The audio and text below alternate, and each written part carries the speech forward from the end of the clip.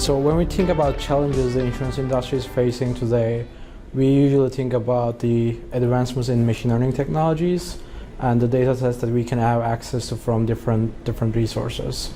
So the advancements the machine learning technologies are going through is now like almost every week that you have like something new being developed by researchers, and there's like no way for insurance companies to keep up with this development. So they have to start working with companies who have been spending this money following these new technologies. Because of these advancements in the machine learning technologies and computing power, for the first time in decades, we can now start working on millions of records in seconds and start figuring out new insights from these data sets.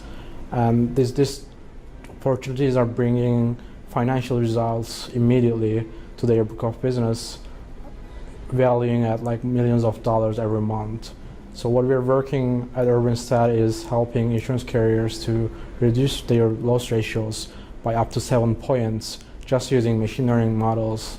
We don't really have anyone in the company who knows, who was experienced in the insurance industry, but we knew about data sets and machine learning models, and we were able to select risk better than actual underwriters, so to say. First thing we do is we are looking at historic losses of the insurance carrier.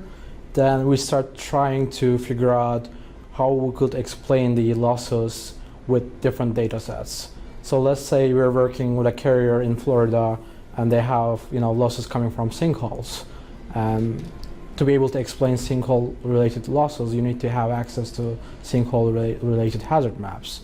So what we do is we bring in these data sets from public and private organizations. Most of the time they are like federal or like local level government organizations.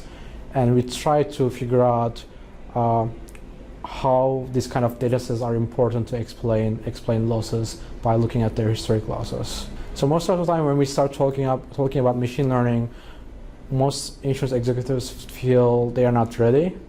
But when you think about it, it's not really a matter of time or resources, because there are literally hundreds of companies out there working on different aspects of decision-making processes using machine learning technologies. And most of the time it's a matter of weeks as opposed to months or years. So when they start working with us, for example, as soon as we got their historic losses, we start working on the data, and it usually takes up to 6 weeks once to be able to get the results for them.